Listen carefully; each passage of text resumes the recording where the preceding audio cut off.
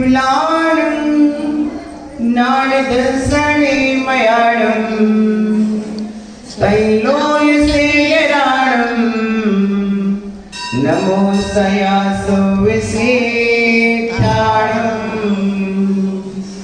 इंद्रसतिवन्दियाणं द्युवळियुद्मधुरविसन्वाकाणं अन्तातीतिगुणाणं नमो जिनानं जिदेभवाणं नयानं जिदेभवाणं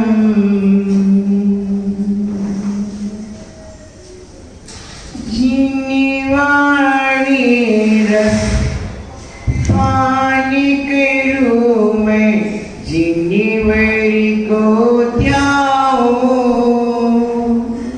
आर्जनों की संगति पाओ वृत्ति संयम जाओ गुणी जनों के सत्य गुणी गाओ जिनिवर यही वरी दो मेरा अंतिम मरण समाधि तेरे दर पर हो तेरी छत्र छाया भगवत मेरे सिर पर हो मेरा अंतिम मरण समाधि तेरे दर पर हो ज्ञान दिया है दिया दिया है ज्ञान दिया है दिया दिया है कुछ भी लिया नहीं मेरे हित में मेरे गुरु ने क्या कुछ किया नहीं ज्ञान दिया है दिया दिया है ज्ञान दिया है दिया दिया है कुछ भी लिया नहीं मेरे हित में मेरे गुरु ने क्या कुछ किया नहीं परहित कर तुम भूल गए हो परहित कर तुम भूल गए हो तुम्हें याद कर हो मेरा अंतिम मरण समाधि तेरे दर पर हो तेरी छत्र छाया भगवन मेरे सिर पर हो मेरा अंतिम मरण समाधि तेरे दर पर हो बोली अनंतानंद सिद्धी प्रतिष्ठी भगवान की जय बोले देवाचे पितराक सर्वगत 24 तीर्थंकर भगवान की जय परम पूज्य आचार्य श्री कुंद देव की जय परम पूज्य तपस्वी सम्राट सर्वसार महाराज की जय परम पूज्य बादशाह रत्नाकर विमल सागर महाराज की जय परम पूज्य गणाचार्य दीक्षा शिक्षा प्रदाता विराग संयम प्राणदाता गुरुवर विराग सागर जी महाराज की जय परम पूजनीय पट्टाचार्य श्री विशुद्ध सागर महाराज की जय बोले परम पूज्य आचार्य श्री विवेक सागर जी महाराज की मुनि प्रिय संघ की जय प्रिय आत्मन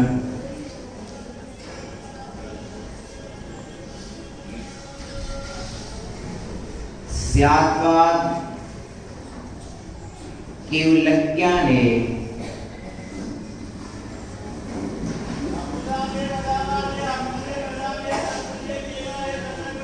स्यात्वाद और केवल ज्ञान में क्या अंतर है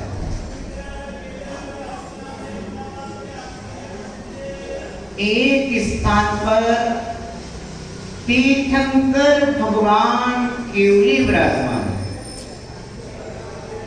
दूसरे स्थान पर स्यात्वादी श्रुत ज्ञानी मुनि विराजमान है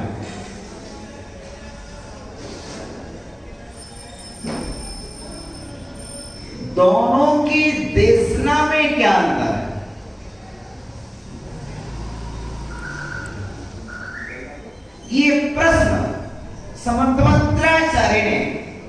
सेवा को स्तोत्र में किया।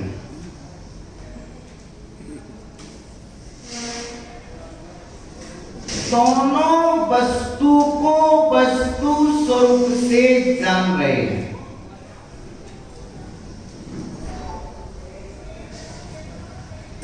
श्रुति ज्ञानी आगम की चक्षु से देख रहा है और केवल ज्ञानी ज्ञान की चक्षु से देख रहा है।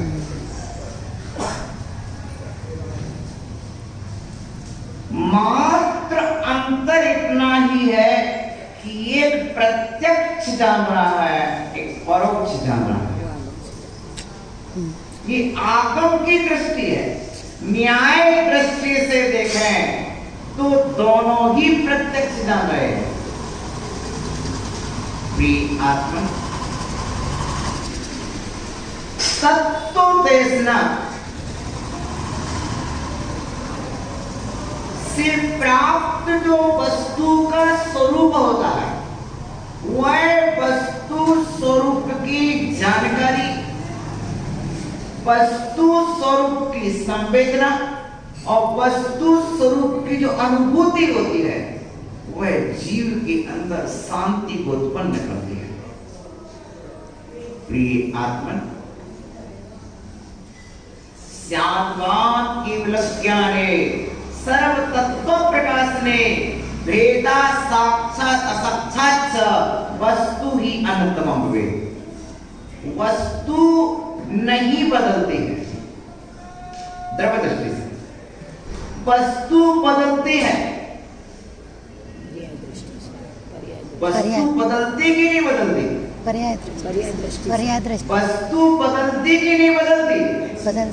बदलती है पर्याय दृष्टि से, शरीर का द्रव्य दृष्टि से वस्तु बदलती है। यदि वस्तु ना बदले तो दृष्टि में जो आया है वह गलत आया क्या? दोनों चलते हैं।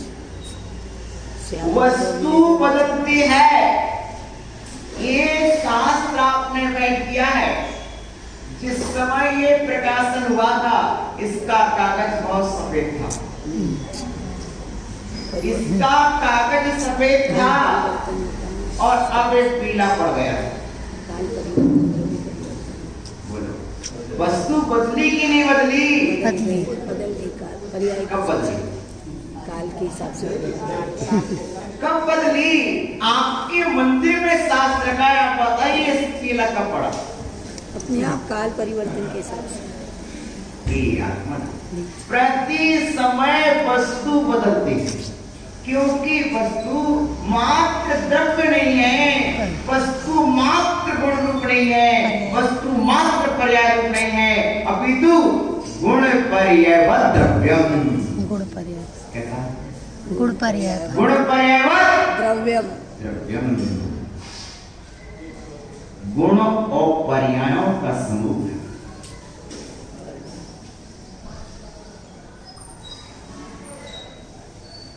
पर्याय का नाश होता कि नहीं होता? बोलो। होता है परिवर्तन होता है। बोलो, पर्याय का नाश होता कि नहीं होता? होता है, शरीर का होता है, शरीर का नाश होता है, पर्याय पीछे से आवाज नहीं आई ना? हाँ, होता है। पर्याय का नाश होता कि नहीं होता? होता है।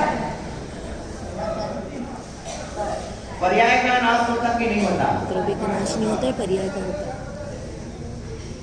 पर्याय का नाश होता कि नहीं होता? मैंने प्रश्न किया, हमारे उपाध्यक्ष जी बहुत अच्छे सुन रहे हैं। उपाध्यक्ष जी, प्रथम प्रवचन तो सुन जाओ, यदि अच्छा ना लगे तो दूसरे बताना। पर्याय का परिवर्तन जीव द्रव्य है, पर्याय से धर्मेंद्र काला अच्छा बाहर बैठा, लोहाड़िया इधर आ, गंगवा इधर आ। दन्नू का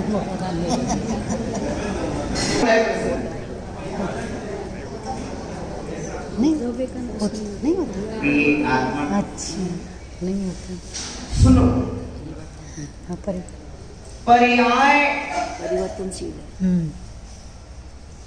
सादी शांत भी है, पर्याय अनादि शांत भी है, पर्याय अनादि अनंत भी है। अच्छा सही। ये 3 शब्द सुनना आज। कुछ ऐसी भी पर्याय हैं जिनका प्रारंभ तो है किंतु अंत नहीं होगा। सही। राइट। कुछ ऐसी पर्याय है जिसका प्रारंभ भी नहीं है और अंत भी नहीं है। कुछ ऐसी पर्याय हैं जिनका प्रारंभ होने के बाद कभी अंत नहीं होगा। सुनो सुनो, पहली पर्याय अनादि अनंत। अनादि अनंत पर्याय जिसका प्रारंभ नहीं हुआ और जिसका अंत भी नहीं होगा, किंतु पर्याय। किंतु पर्याय द्रव्य तो अनादि अनंत होता ही है, द्रव्य तो अनादि अनंत होता ही है। इसकी तरह से मतलब द्रव्य तो अनादि अनंत होता ही है, किंतु पर्याय भी अनादि अनंत होती है।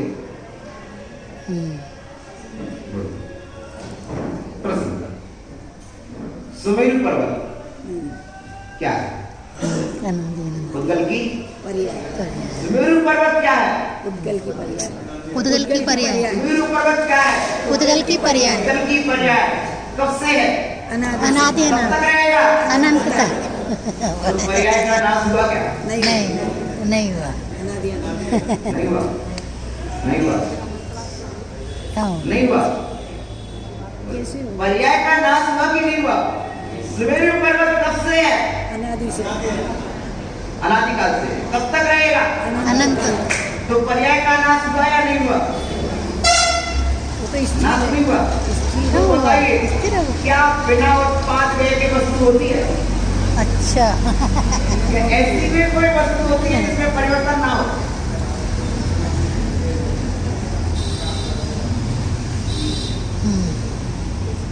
क्या ऐसी भी कोई वस्तु होती है जिसमें परिवर्तन ना हो?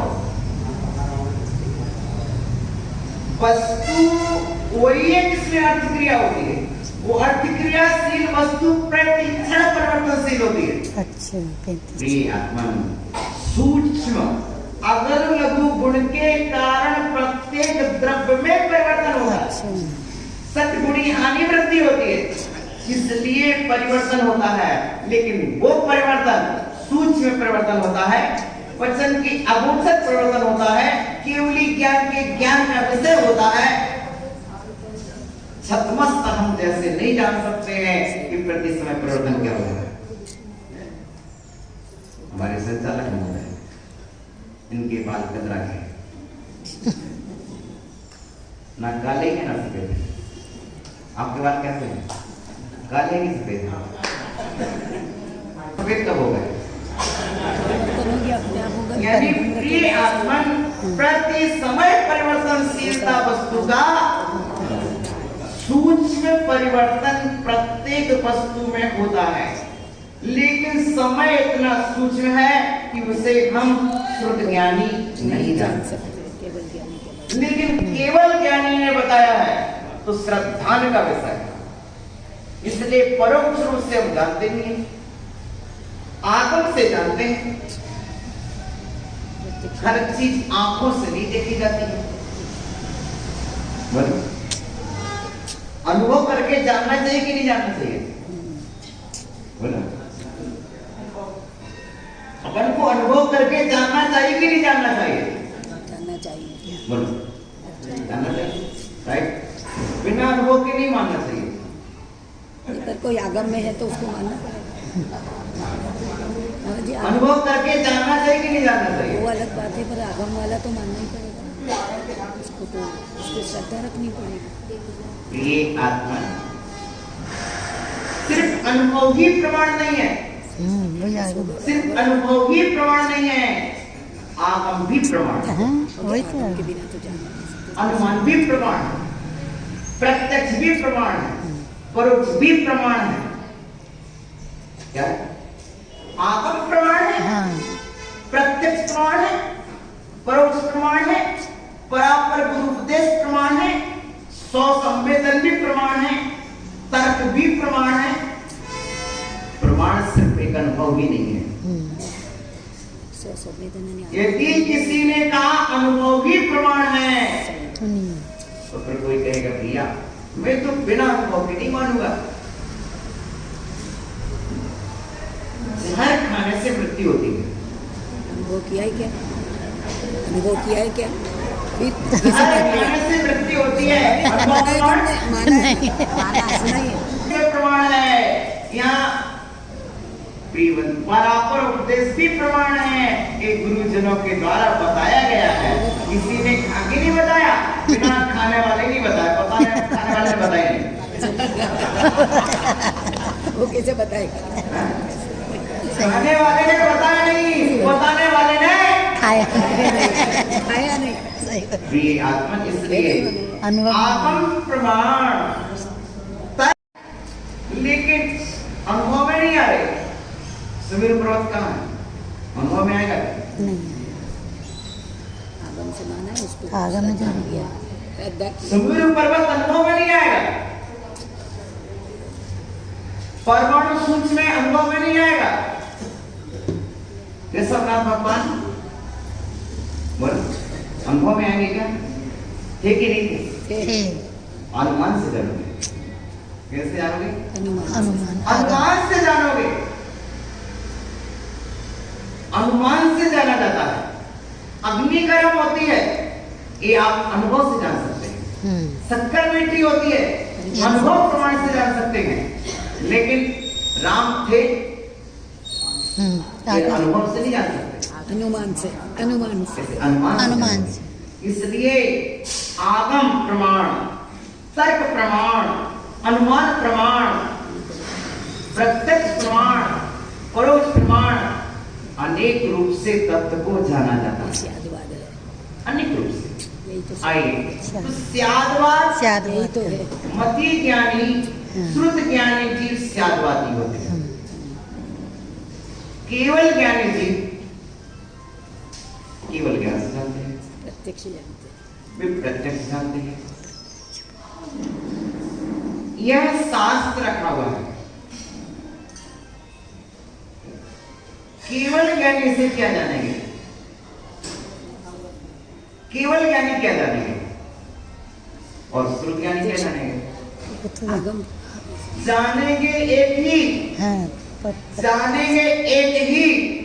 जानने में अंतर नहीं आया, लेकिन केवल ज्ञानी ने उसे प्रत्यक्ष ज्ञान से जाना है और स्यादवादी श्रुत ज्ञानी ने परोक्ष रूप से हो गया। आपने वर्ल्ड कप का मैच देखा होगा। अभी सुमति धाम का प्रोग्राम कुछ लोगों ने वहीं पर जाके देखा और बहुत से लोगों ने लाइव टेलीकास्ट देखा। राइट? जो सामने देख रहे हैं उसका अलग वही दृश्य देख रहे हैं, वही क्रियाकलाप देख रहे हैं। लेकिन कुछ परोक्ष देख रहे हैं, वही देख दूरदर्शन पे देख रहे हो, वस्तु वही है। उसी तरह से तत्व 7 होते हैं, अस्थिकाट 5 होते हैं, द्रव्य 6 होते हैं, पदार्थ 9 होते हैं, तत्व 7 होते हैं। केवल ज्ञानी ने नहीं जाना। हम आपको क्या बताएंगे? क्या बता रहे हैं? तत्व कितने होते हैं? 7 केवल ज्ञानी ने कितने बताए? 7 अस्थिकाट कितने होते हैं? 5 केवल ज्ञानी ने कितने बताए? 5 बताए। द्रव्य कितने होते हैं? 6 केवल ज्ञानी ने कितने बताए? तो दोनों के ज्ञान में अंतर क्या है?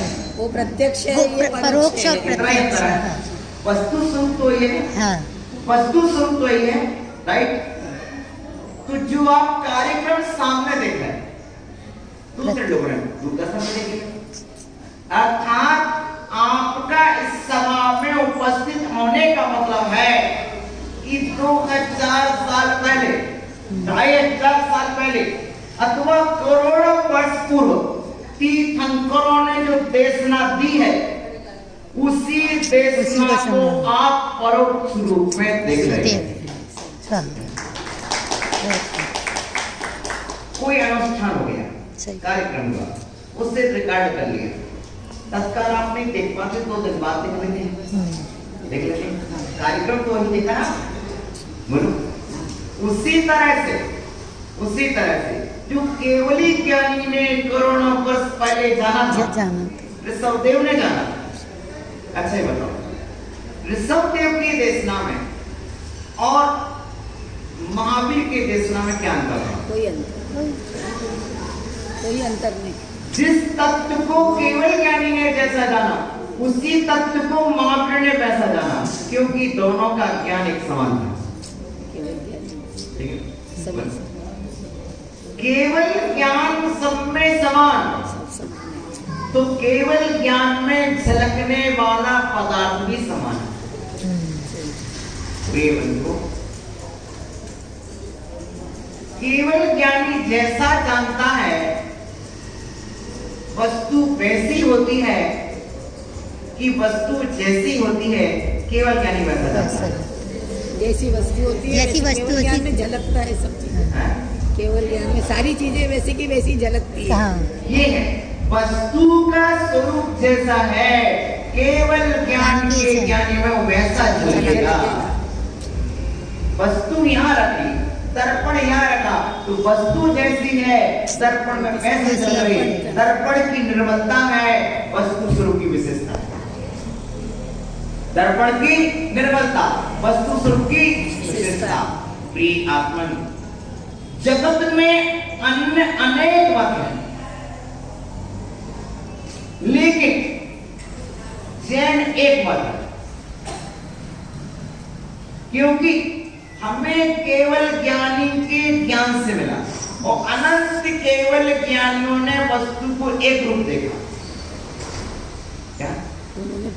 क्योंकि वे प्रत्यक्ष ज्ञानी थे और जगत के अन्य जीवों ने सबका ज्ञान भिन्न भिन्न था, इसलिए वस्तु को उन्होंने भिन्न भिन्न देखा, जबकि वस्तु भिन्न नहीं थी, दृष्टि अलग अलग थी। उनकी दृष्टि भिन्न हो गई, क्योंकि ज्ञान का चौसम भिन्न भिन्न था। जिनके सम्यक ज्ञान था उनने वस्तु स्वरूप को समीचीन जाना, जिनके मिथ्या ज्ञान था उनने उसी वस्तु को मिथ्या ज्ञान रूप जाना। भिन्न भिन्न जाना। जिनके पूर्ण ज्ञान था उनने पूर्ण वस्तु को जाना, जिनके प्रमाण ज्ञान था उनने प्रमाण से जाना, जिनके नए ज्ञान था उनने नए रूप से जाना, जिनके अप्रमाण ज्ञान था उनने वस्तु को अप्रमाण कर दिया, जिनके नया भास था पुनः था उनने वस्तु को पुनः रूप से जान लिया। पर वस्तु तो वही थी, एक ही वही जो है, वो जो है सो है। वस्तु स्वरूप नहीं बदली। प्रिय आत्मन, मैं जीव हूं, तुम कौन हो? मैं अनादि से, तुम कब से हो? अनादि से। मैं वस्तु अनादि से हूं। वस्तु दो दृष्टियां देखने की है। जब मैं दृष्टि से देखते हैं तो वस्तु शाश्वत है, जब पर्याय दृष्टि से देखते हैं तो अनादि अनंत भी है, सादी अनंत। जिसका ऐसी कौन सी चीज है जिसका प्रारंभ हो किंतु अंत ना हो? बता दो, ऐसा कौन सा गुण है जिसका प्रारंभ हो किंतु अंत ना हो? पर्याय, मुड़की नहीं, पर्याय। पर्याय की बात। सिद्ध पर्याय, ठीक है ना? सिद्ध पर्याय का प्रारंभ है किंतु अंत नहीं है। चाहे सम्यक श्रद्धा गुण की पर्याय प्रारंभ हुआ किंतु अंत नहीं। केवल ज्ञान प्रारंभ हुआ किंतु अंत नहीं। राइट, हो गई पर्याय। अब ऐसी पर्याय जिसका प्रारंभ भी नहीं है और अंत भी नहीं है, सुबह ऊपर बता दी। ऐसी पर्याय जिसका प्रारंभ भी है और अंत भी है, प्रारंभ भी है और बोलो शरीर। हाँ, शरीर का प्रारंभ भी है और शरीर का अंत भी है, ठीक है ना? शरीर का प्रारंभ हुआ, शरीर का ये नर नरकादि विभाव व्यंजन पर्याय। कठिन तो नहीं लगा? कठिन तो नहीं लगा? लगे तो अच्छी बात कि कम से कम हमको आराम पद्धति और समाधान सुनने से मिल रहा है। सही है। नई पद्धति तो जानना चाहिए। प्रिय बंधुओं, अभी हमसे ये वही मंच है जहां पर मीरा सागर जी महाराज आए थे, ये वही मंच है जहां पर विशुद्ध सागर जी आए थे, वही मंच है जहां पर उत्तर सागर आए थे। अच्छा, ये आखिर ऐसा क्यों? जब विशुद्ध सागर जी महाराज से मैंने चर्चा की कि महाराज श्री इंदौर में हमारे योग्य स्थान हमको दो। इंदौर में हमारे योग्य स्थान हमको दो, तो महाराज श्री बोले आप जैन कॉलोनी में। तो क्यों? उसका कारण है क्योंकि जिस धागे में सुई, जिस सुई में धागा पहले से डाल दिया गया है, जिस सुई में धागा, माताओं आप लोग सुई कैसे रखते हो?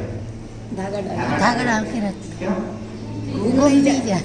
उसी तरह ये आपके हृदय रूपी सुई में जहां पर विराट सागर जी महाराज ने धागा डाल दिया, विशुद्ध सागर जी ने धागा डाल दिया, और आचार्य विद्यासागर जी महाराज भी आए थे, पुष्कर सागर जी भी आए, बहुत सारे सभी साधुओं ने जहां तत्व ज्ञान का धागा डाल दिया है, अब ये सुई घूमेगी नहीं और हमको उठाने में देर नहीं लगेगी। हम खोजने निकले तो धागा डला था, हमने यहाँ से बोला, हमने क्या बोला?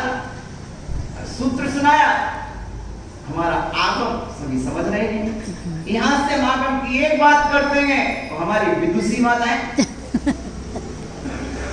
ये ज्ञानवती, ये हमारी ज्ञानवती बैठी।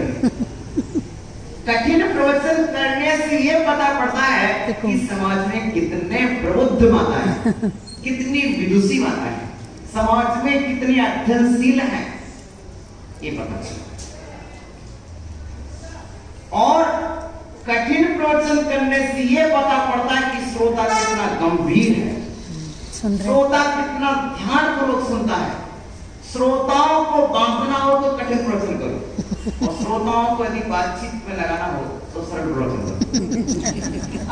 यदि सरल प्रवचन करेंगे तो श्रोता बातचीत करेंगे। सही बात। बाप कितने होते? बाप पूछ रहे चार। बाप कितने होते? परमेश्वर कितने होते? तीर्थंकर कितने होते? 24। इन्होंने सरल किया तो सब बोलने लगे। और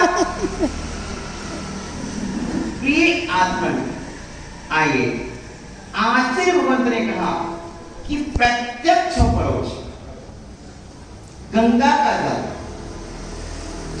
गंगा का जल, गंगा कहाँ है? हिमालय। उद्भव कहाँ से हुआ? हिमालय। हिमालय। गंगा का जल यदि कलश में भर लिया जाए तो जल कहने का कहता है कलश का कि गंगा का? यदि गंगा का जल कलश में भर लिया जाए तो जल कलश का नहीं गंगा का कहलाता है। उसी तरह से तीर्थंकर की देशना को आचार्य, गणधर की देशना को आचार्य, उपाध्याय साधु स्वयं धारण कर लें तो साधु की देशना नहीं कहलाती है, वह देशना जिनेंद्र भगवान की कहलाती है। बहुत देखो, मेरा कार्य अभी 2019 में गुमास्ता नगर में स्वरूप संबोधन की वाचना की, समाज पाठ की वाचना की, और मल्हारगंज रामासान मैंने समयसार की वाचना की। खूब आनंद के साथ दिया। प्रिय बंधुओं, तत्व ज्ञान आनंद देता है। अमृतचंद्राचार्य ने लिखा, आप लोगों को आनंद आना, बोलो, आप लोगों को आनंद आना, आनंद आना, सुनाई देना, आपको आनंद आना, सच में आपको सही सुनाई दे रहा, आनंद आ रहा, तो आपको प्रवचन का आनंद आ रहा, आपको प्रवचन का आनंद आ रहा, मेरे प्रवचन का आनंद आ रहा, मेरे प्रवचन का आनंद आ रहा आपको, आ रहा है, मेरे प्रवचन का आनंद आ रहा आपको, आ रहा है। जिनवाणी सुना रहे हो जिन- तो आ रहा है। जिनवाणी का आनंद आ रहा आपको, जिनवाणी सुना रहे हो तो आ रहा है। हमारा मेरी जिनवाणी का आनंद आपको आ रहा, जिनवाणी जिनवाणी जिनवाणी का वही तो कह रहा हूँ, मेरी जिनवाणी सुनाने का आपको आनंद आ रहा, हाँ जिनवाणी जिन की वाणी जिन मैं जिनेंद्र भगवान की वाणी सुना रहा, जी उस जिनवाणी को सुनकर आपको आनंद आ रहा, आ रहा है। मेरी वाणी का आनंद आप ले रहे, वो भी आ रहा है, वो भी आ रहा है। तो ये आत्मन, मेरी वाणी तो पुद्गल है, और पुद्गल में आनंद है नहीं, तो आप ले कैसे रहे? अब जिनवाणी जी सुना रहे हैं, अब जिनेंद्र जिनवाणी जी सुना सुना रहे रहे हैं। हैं, जिनवाणी वाणी पुद्गल है, और पुद्गल में आनंद है नहीं, हाँ तो आनंद कैसे ले रहे? आनंद भी तो पुद्गल है। आनंद नहीं ज्ञानी, ज्ञानी सुन, ये जो आनंद है ये आत्मा का गुण है, हाँ। इसलिए तेरी आत्मा का आनंद तेरी आत्मा में है, मेरी आत्मा का आनंद मेरी आत्मा में है, तेरी आत्मा में ये मेरे वचनों को समझने की ज्ञान शक्ति है, तेरी आत्मा में मेरे वचनों को सुनकर समझने की शक्ति है, इसलिए तुझे तेरे ज्ञान का आनंद आ रहा, मेरी वाणी का आनंद नहीं आ रहा। किसका आनंद? ज्ञान का आनंद, ज्ञान का आनंद। भाई भाई सुनना, एक अच्छा व्यापारी अच्छी क्वालिटी को माल को खोजते रहता है, एक हीरा का व्यापारी हीरे की तलाश करता है, उसी तरह एक अच्छा वक्ता अच्छे श्रोताओं की तलाश करता है। क्या करता है? अच्छा वक्ता अच्छे श्रोताओं की तलाश करता है कि अच्छे श्रोता हमें कहाँ मिलेंगे। प्रिय बंधुओं, सामने वाले की पाचन शक्ति, पाचन शक्ति कैसी है उसके ऊपर वक्ता श्रोताओं को देखकर के दृष्टि बदल देता है।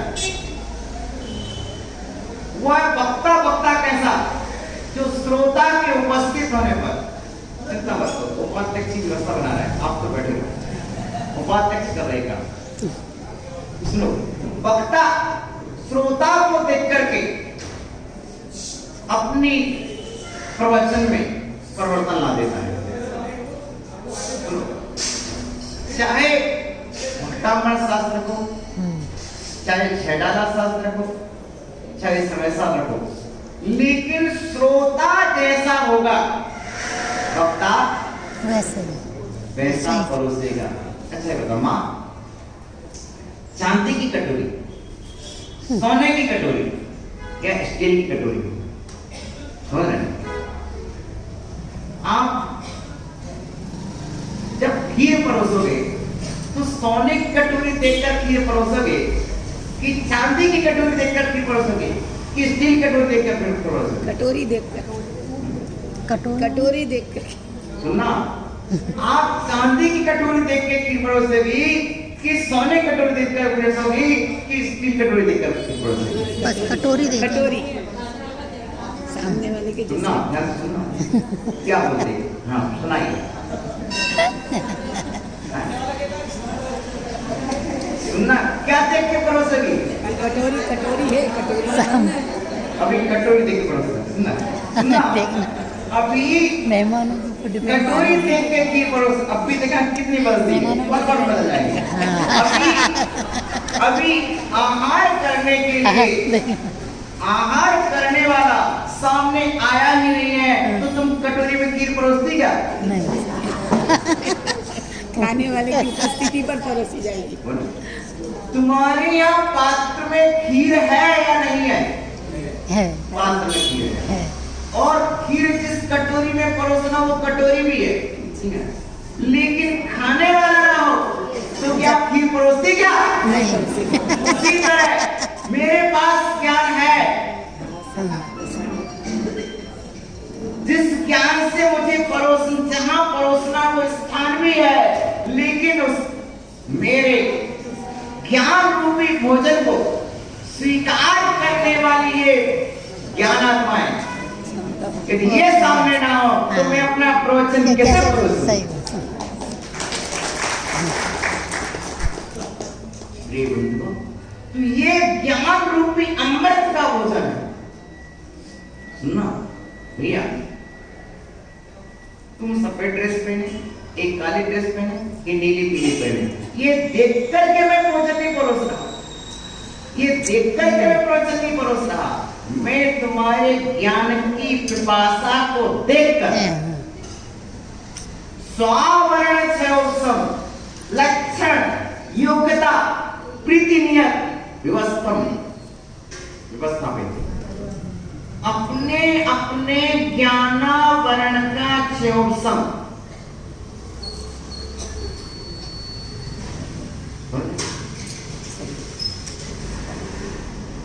वही है लक्षण तुम्हारी योग्यता का, वो उसके अनुसार मैं आपको परोस रहा हूं। तत्व ज्ञानम प्रमाणम दे सर्वभाषणम, ये तत्व ज्ञान प्रमाण रूप है, और केवल ज्ञानी युगपत जानते हैं, और मतिस्व ज्ञानी प्रत्यक्ष परोक्ष जान क्रम से जानते हैं, क्रम से जानते हैं। प्रिय बंधुओं, वस्तु वही है जो सर्वज्ञ जाने। इसलिए चिनवाणी के सुनने के समय कहा, ज्ञान सूर्य सा निर्मल बनता तेरी वाणी से, चार चंदा सा उज्जवल हो तेरी वाणी से। हे जिनेंद्र देव, आपकी वाणी सुनने से ज्ञान सूर्य के समान निर्मल हो जाता है, चार चंदा के समान उज्जवल हो जाता है। ज्ञान यानी प्रवचन के दो काम होते हैं। जो प्रवचन ज्ञान को निर्मल बनाता है, वही ज्ञान सारथ को उज्जवल भी बनाता है। क्या कहता है? क्या कहता है? उज्जवल चारित्र को उज्जवल बनाता है। वही ज्ञान सारथ को उज्जवल भी बनाता है। दूध में केसर डालो तो क्या होगा? कलर केसरिया हो जाएगा। केसरिया दूध में केसर डालो तो क्या हो जाता है? कलर आ जाता है, केसरिया आ जाएगा, केसर का स्वाद आएगा। दूध में केसर डालो तो क्या होता है? कलर आएगा, केसर आएगा, केसर की खुशबू आएगी, केसरिया हो जाएगा। शक्कर डालोगे तो मीठा। दूध में केसर डालो तो केसर कलर का हो जाता है, आपका मानना है। लेकिन वैद्य कहता है शीतकाल में दूध में केसर डालो तो दूध में गर्माहट आ जाती है, प्रकृति गर्म हो जाती है। और एक ही केसर दूध में गर्मा उष्णता की शक्ति पैदा कर रही है, उष्णता शक्ति प्रादुर्भूत कर रही है। केसर में जो उष्णत्व गुण है, उस गुण का शक्ति आधान दूध में हो रहा है। ठीक है ना? दूध में शक्कर डालो तो क्या होता है? मिठास आ जाएगी। क्या होता है? मीठा हो जाएगा। बोलो। मीठा। दूध में शक्कर डालो तो क्या होता है?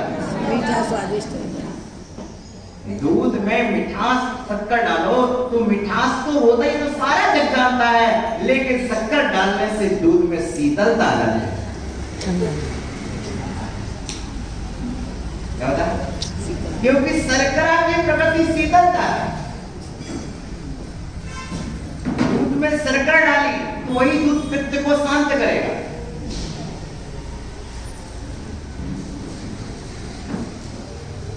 केसर डाला तो वही उस शीतकाल के मौसम में दूध में केसर डाल के देते हैं, प्रकृति गर्म है। और गर्मी के मौसम में दूध में शक्कर डाल के देते हैं,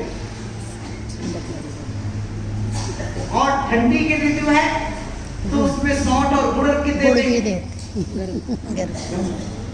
एक वस्तु का संविधान दूसरे वस्तु में होता है, उसी तरह से श्रोता को देख करके वक्ता जब प्रवचन देता है तो श्रोता के अंदर ज्ञान की पर्याय भीतर से प्रकट होती है। प्रिय बंधु, आपके अंदर जो ज्ञान शक्ति है, उस ज्ञान शक्ति के द्वारा आप अपनी क्षमता को पहचानें। सुनो सुनो, प्रवचन को सुनकर के दो बातें सामने आती हैं। एक तो आप ये कहिए कि प्रवचन कठिन है, या ये कहिए प्रवचन, लेकिन ये कहिए कि मुझे इतना ज्ञान है कि जो ज्ञान महाराज को है, सुनना, जो ज्ञान महाराज को है, महाराज वाणी के द्वारा मुझे ज्ञान दे रहे हैं, तो मुझे वो समझ में आ रहा, इसका मतलब जो ज्ञान महाराज को हो, ज्ञान मुझे भी है। यदि वो ज्ञान तुम्हारे पास ना होता तो तुम्हें समझ में नहीं आता, तो तुमको समझ में आ रहा, इसका मतलब मेरे जैसा ज्ञान तुम में भी है। क्या होगा?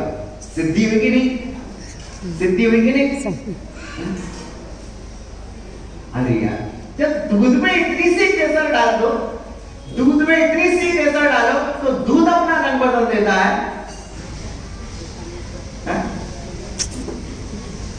जब दूध में शक्कर डालो तो दूध अपना स्वभाव बदल देता है, रस बदल देता है।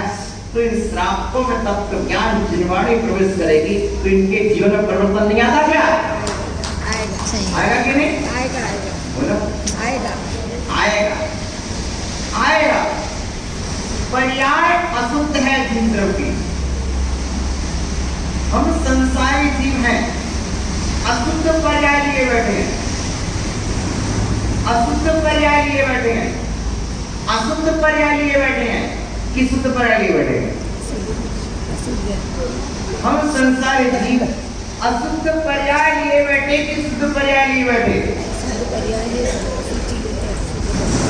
अशुद्ध पर्याय लिए बैठे कि शुद्ध पर्याय लिए बैठे? बताओ। अशुद्ध पर्याय। जब उपयोग में एकाग्रता होती है तो बाहर के दृश्य दिखाई नहीं देते हैं। जब उपयोग में एकाग्रता होती है तो बाहर के दृश्यों का प्रभाव नहीं पड़ता। इंदौर शहर में ऐसे ट्यूशन सेंटर हैं, हाईवे रोड पर चल रहा है, मेन रोड पर चल रहा है, मेन रोड पर चल रहा है ट्यूशन सेंटर। जिन बच्चों की एकाग्रता होती है तो उतनी आवाज में भी गणित के सवाल हल कर लेते हैं। प्रिय बंधुओं, ये हमारी माताएं बिना देखे बर्तन मांज लेती हैं, बिना देखे बर्तन मांज लेती हैं। क्या? ये हमारी माताएं बिना देखे बर्तन मांज लेती हैं। यदि आंख पर पट्टी भी बांध ले तब भी बर्तन मांजने, बर्तन साफ मिलेगा आपको। उनके उपयोग की एकाग्रता इतनी बन चुकी है, इतने वर्षों का अभ्यास हो चुका है बर्तन मांजने का। सुनो सुनो सुनो सुनो, आपको यदि वही आटे की लोई रख दी जाए और आपसे कहा जाए कि आप इस पर बेलन चलाओ,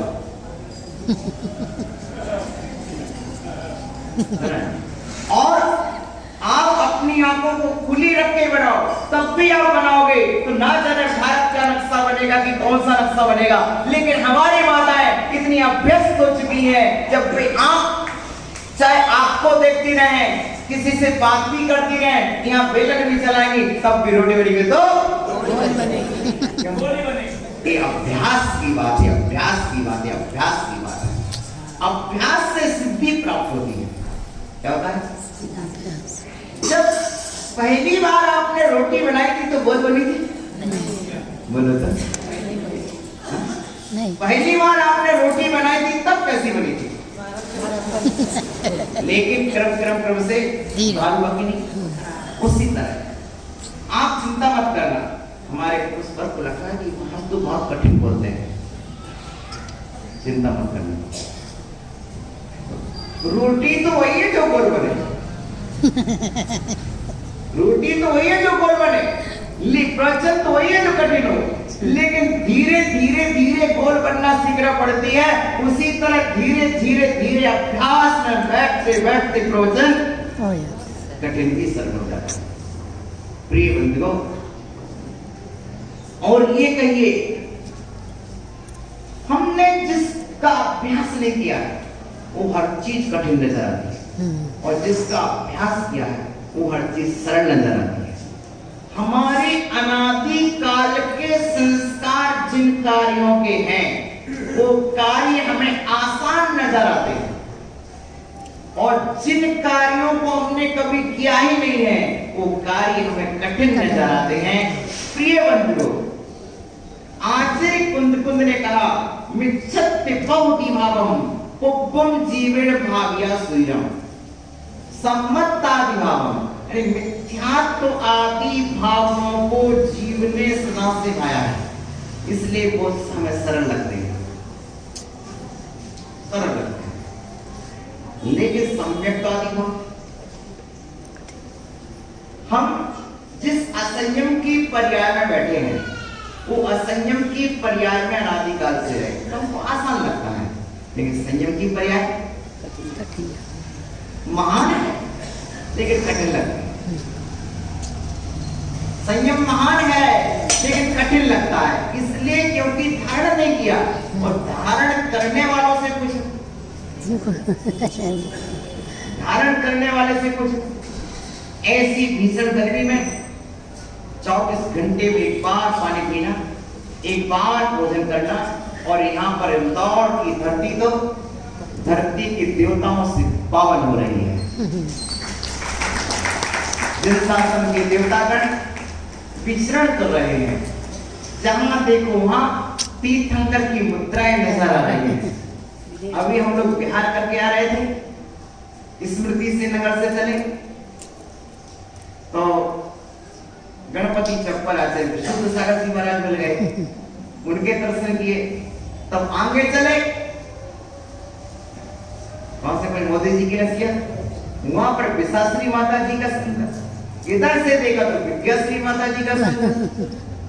विदेश क्षेत्र में लगभग 100 पीछी तो हम लोग वही इकट्ठे हो गए मोदी जी की रसिया में। सिर्फ 40 नहीं, और विभाश्री माता जी, विशाश्री माता जी, विद्याश्री माता जी, विशुद्ध सागर जी महाराज, और हम इस तरह से इतने उपस्थित हो गए, एक ऐसा लगा कि चलता फिरता फिर से लग गया।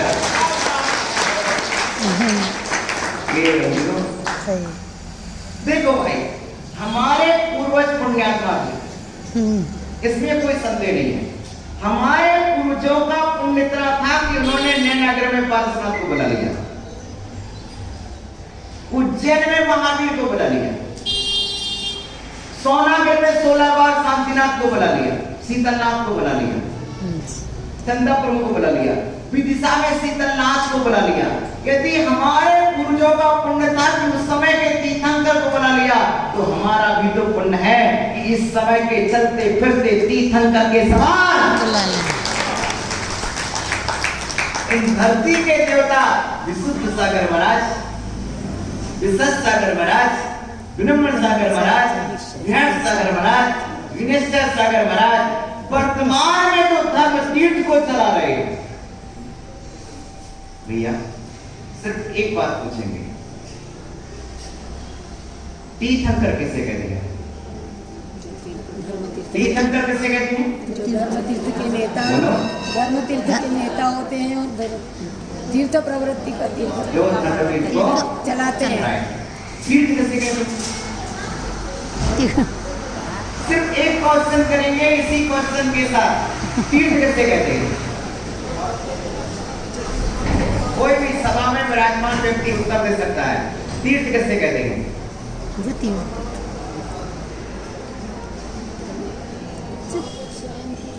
जो स्वयं स्वयं तीर्थ सुनिए, तीर्थ तार यदि इति तीर्थम, जो तार देता है उसे तीर्थ कहते हैं। अब तारता कौन है?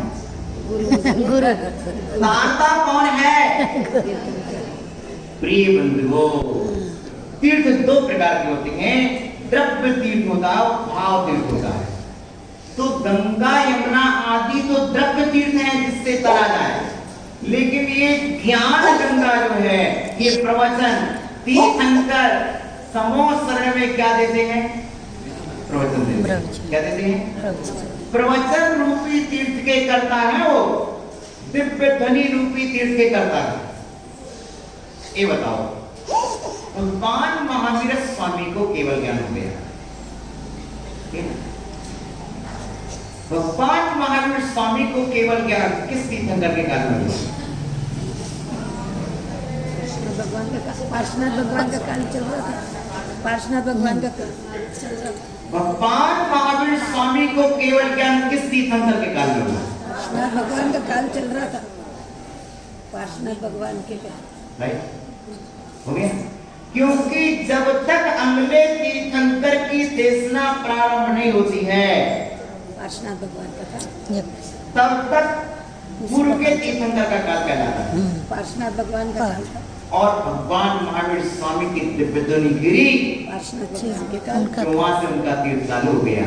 तीर्थ माने प्रवचन, तीर्थ माने प्रवचन का चालू होना ही तीर्थ का चालू होना है। इसलिए हम क्या करते? वीर शासन जयंती, वीर शासन जयंती कब मनाते हैं? जब भगवान की दिव्य ध्वनि खीरी थी, श्रावण शुक्ला चतुर्मास के स्थापना के दूसरे दिन। ठीक, क्योंकि आज से भगवान की दिव्य ध्वनि गिरी, यानी दिव्य ध्वनि कहो, प्रवचन कहो, देशना कहो, जिनवाणी कहो, ये सब तीर्थ कहलाते हैं। अर्थात ये जिनवाणी हमें भव से तारने वाली है। प्रिय बंधुओं, ऐसी जिनवाणी का आप सब रसपान करेंगे, कर रहे हैं, और बड़ी ही प्रसन्नता कि इंदौर शहर में प्राय करके साधु लोग बोल रहे थे कि महाराज इंदौर शहर के लोग थक गए होंगे, इंदौर शहर के लोग थक गए होंगे, चौका लगाते लगाते थक गए होंगे, प्रवचन सुनते सुनते थक गए होंगे। मैंने कहा महाराज माँ अपने बेटे को दूध पिलाने से थकती नहीं, माँ अपने बेटे को दूध पिलाने से नहीं थकती है।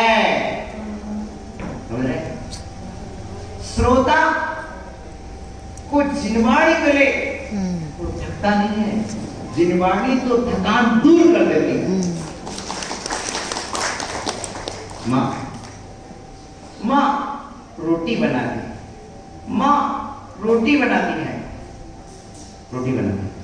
लेकिन रोटी बनाते बनाते माँ आपने चौका लगाया। चलो चौका लगाया तो सुबह 6 बजे से लेकर 10 बजे तक मेहनत की, थक गई ना? नहीं थोड़ा नहीं, लेकिन क्योंकि आहार हो जाता है क्या होता है? पूरी थकान उसके दूर हो जाता। मतलब क्या है? महाराज थकाते नहीं है, थकान को दूर कर देते हैं। आप प्रवचन सुनते 1 घंटे हो गए बैठे, थक गए कि नहीं थक गए? नहीं थक गए, क्योंकि आनंद थकने नहीं देता। थकता वो है जो आनंद नहीं लेता है। सही, सुनना मेरी बात, थकता हुआ है जो आनंद नहीं लेता है, आनंद थकने नहीं देता है, थकता हुआ है जो आनंद नहीं लेता है। अध्यक्ष महाराज आप प्रवचन करते हो, थकते नहीं हो, क्यों थकेंगे? क्योंकि मैं उठार थोड़ी सुना रहा हूं, मैं भीतर से आनंद लेके सुना रहा हूं। पहला आनंद मैं ले रहा हूं, पहला श्रोता मैं हूं इस सभा का, बाद में आप हो। जिस चीज का आनंद मैं ले रहा हूं, हमारी ये माँ बैठी है, ध्यान से सुनना, ये बड़ी होशियार है। हाँ, मुझे आहार करने के पहले स्वयं कर लेती है। क्या सही बोला ना? सही बोलना, बड़ी होशियार है। अब हमसे कहेंगे कुछ नहीं किया, हमने नहीं खाया, हमने नहीं खाया, दिन भर बोले हमने खाए, और इससे पूछो क्या माँ बताओ, सच बोलना, सच बोलना। जब जब जब ककड़ी बनाई, ककड़ी बनाई, वो लगा ऐसा तो नहीं ककड़ी कड़वी, इसलिए पहले नंबर सेव महाराज को बाद में खिलाएंगे, पहले स्वयं चखेंगे, ताकि ऐसा ना हो कि हमारे महाराज को कड़वी ककड़ी चल जाए। ये है भीतर की अनुभूति कि हमारे महाराज को कड़वी ककड़ी ना चल जाए, इसलिए पहले स्वयं चेक कर लेंगे। ऐसा तो नहीं कि रोना बन गया, बिना नमक का बन गया, इसलिए अनुभव किसी ना किसी को करा देती भैया, जरा चखना भैया। छोटे बच्चे आ जाएंगे, लो बेटा एक चम्मच तुम ले लो, मम्मी अच्छा नहीं बना, मम्मी समझ जाएगी इसमें नमक नहीं बना। मतलब ये है वहां पर भावों की प्रधानता है। तो द्रव्य तीर्थ किस रूप है? भाव तीर्थ। प्रवचन भाव तीर्थ है। ये प्रवचन सभा में आपका बैठना, ये ज्ञान गंगा में स्नान करना है। इसलिए महोत्सव को कहा था महाकुंभ। क्या कहा था? महाकुंभ। ज्ञान गंगा में स्नान करना है। और आज इंदौर की धरती का एक जैन नगर, जैन कॉलोनी, यहाँ पर मुनिराज, आरिका माता जी, शुलिका माता जी, शुल्लक महाराज, ब्रह्मचारी भैया बहने, जितना समोषण इस काल में हो सकता है पूरा हो गया, सब हो गया, पूरा हो गया, श्रोता पूरा हो गया। मेरे ग्रंथ वर्तिका, पूरा हो गया। राव प्राज्ञा के सब विराजे हैं। प्रिय बंधुओं, समोषण के 4 कोठे तो यहाँ लग गए। इस काल में इतने ही लग सकते हैं। ऐसे मंगल भावों के साथ आप सभी के लिए बहुत आशीर्वाद है। और पहले वाचना अपन ने गुमास्ता नगर में की थी, 2 वाचना हो चुकी मेरी गुमास्ता में। अब अच्छा मन बनाना, प्रसन्न मन बनाना, आनंद लेना। कभी हम तरसते थे, बार बार हमारे पास लोग जाते थे निवेदन करने। एक भैया लोहारदा में हमारे पास गए थे निवेदन करने के लिए, खड़े थे ना जरा, बिहार कराए महाराज, चलो आप, चलो आप, ऐसे की टीम है। बहुत सारे लोगों के वर्षों के निवेदन पड़े इस कॉलोनी से भी। जब गुमास्ता नगर में थे तब भी यहाँ की माताएं हमारे पास जाते थे प्रवचन सुनने। तात्पर्य है कि जो हमारा पुण्य छलक के आया है, चाहे वो मनीष बुधा के निमित्त से आया हो, ये बिना उपादान के तो आया नहीं। निमित्त भले ही कोई पड़ा हो, लेकिन उपादान तो तुम्हारा है। जब तुम्हारे उपादान में तुम्हारा पुण्योदय में आया है, तो उस उदय को साथी से पुण्य में डाल दो, पुण्य को साथी से पुण्य बदल दो। दुर्लभ मौका, ये बहुत दुर्लभ मौका मिल गया कि इंदौर शहर की धरती में लगभग 150 साधु यहाँ पर, 200 साधु आज की डेट में है। प्रिय बंधुओं, ये पहला इतिहास होगा आपका। और आपकी कॉलोनी में जो सलाम मिला है सबके लिए, ये बताओ रक्षाबंधन कब आता है? श्रावण में,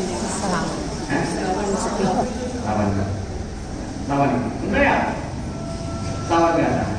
यदि आपका भाई सावन के महीने में ना आ पाए तो कभी भी आ जाए, भादों में आ जाता, राखी नहीं बांधती क्या? बांध देते हैं अगर भाई, यदि आपका भाई सावन के महीने में नहीं आया तो भादों में राखी बांध देती कि नहीं बांध देती? बांधते कि नहीं? प्रिय बंधु, इसी तरह से अक्षय तृतीया कब आती है? यदि उस दिन गुरु महाराज नहीं आ पाए तो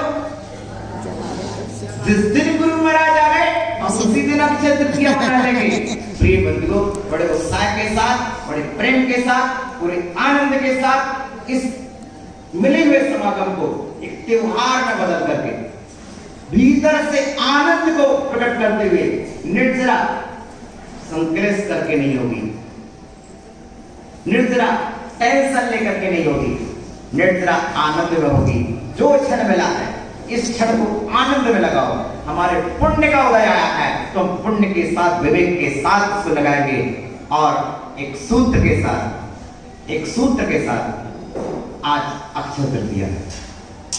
बोलो आज अक्षय तृतीया, सही। जब तक महाराज रुके रोज ये भाव पैदा करना कि आज अक्षय तृतीया, आज अक्षय तृतीया है।